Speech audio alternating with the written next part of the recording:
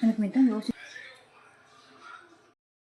Kitchen रेसिपीमध्ये तुमचं स्वागत आहे. आजची रेसिपी आहे पोपटीची दाण्याची उसळ. त्यासाठी मी आता पोपटीच्या शेंगांमधले दाणे काढून घेतलेले आहे, ते स्वच्छ धुवून घेतलेले आहेत. चला तर बनवूया. कढई ठेवलेले आहे, त्यामध्ये आपण थोडं तेल घालूया. हे पोपटीचे दाणे आपण त्यामध्ये टाकणार आहोत.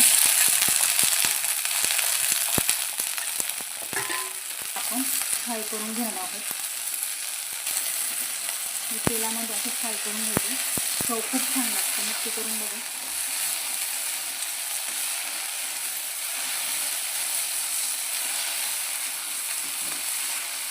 हे गोल्डन कलरचे होईपर्यंत आपण यामध्ये फ्राय करून घेणार आहोत.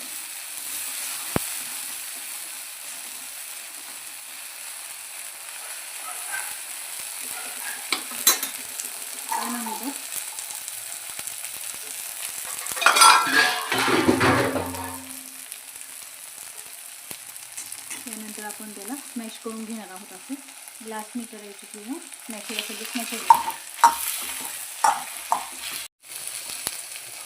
स्मॅश झाल्यानंतर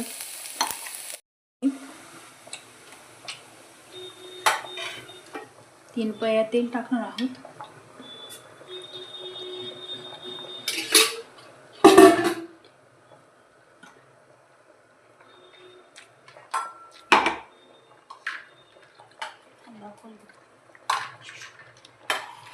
ते गरम होईपर्यंत आपण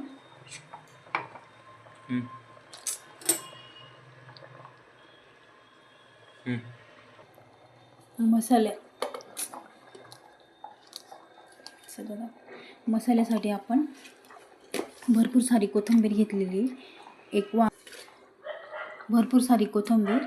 वांगा स्वच्छ धुवून कट करून घेतलेला आहे, ते एक खोबऱ्याची वाटी किसून घेतलेली आहे आपण.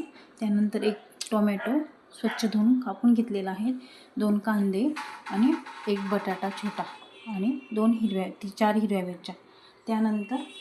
त्यानंतर 2 चम्मच धना पावडर, 1 चम्मच आलं लसूण पेस्ट, 2 चम्मच एव्हरेस्ट मसाला, गूळ चवीसाठी, गूळ टाकल्याने भाजी घट्ट होते, 2 चम्मच लाल मिरची पावडर, 1 चम्मच जिरा, 1 चम्मच हळद, 2 चम्मच मीठ.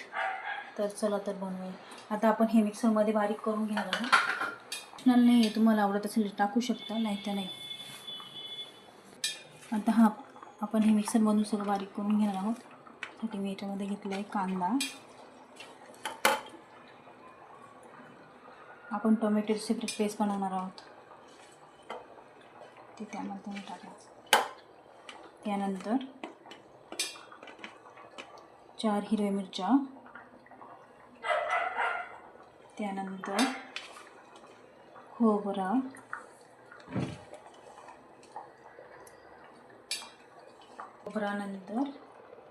अशी भरपूर सारी कोथिंबीर टाकायची त्यामध्ये.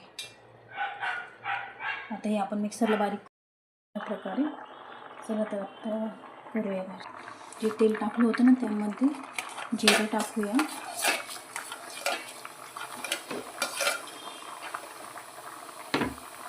जिरं टाकल्यानंतर आलं लसूण पेस्ट, त्यानंतर आपण जे मसाले घेतले आहेत ना ते टाकायचे, दोन टाकायचे. हे यामध्ये सगळे टाकूया.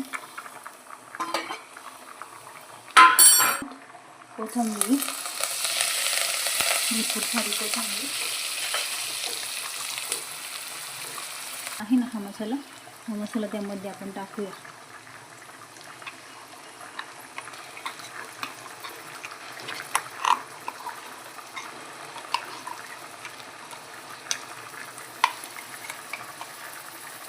हलवतं का बरं.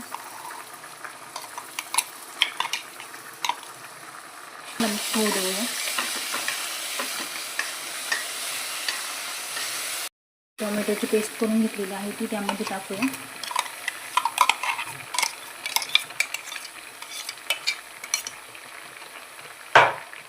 झाकण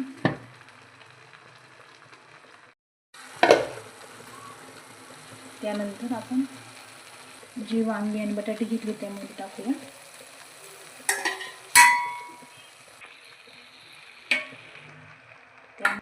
त्यानंतर स्मॅश केलेले जे पोपटीचे दाणे होते ना त्यामध्ये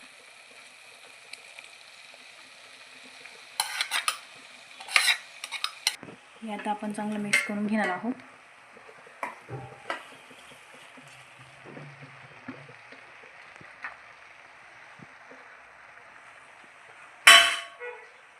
आपल्याला हवं तसं त्यामध्ये आपण पाणी टाकणार आहोत. तुम्हाला भाजी घट्ट हवी असेल तर कमी टाकायचं, जास्त हवी असेल तर जास्त टाकायचं. खाण्यासाठी गूळ टाकतात, नवीन ट्रिक. त्यानंतर भरपूर सारी कोथिंबीर. त्यानंतर आपण जो कूट घेतलेला तो टाकायचा. आता यावर आपण ठेवूया.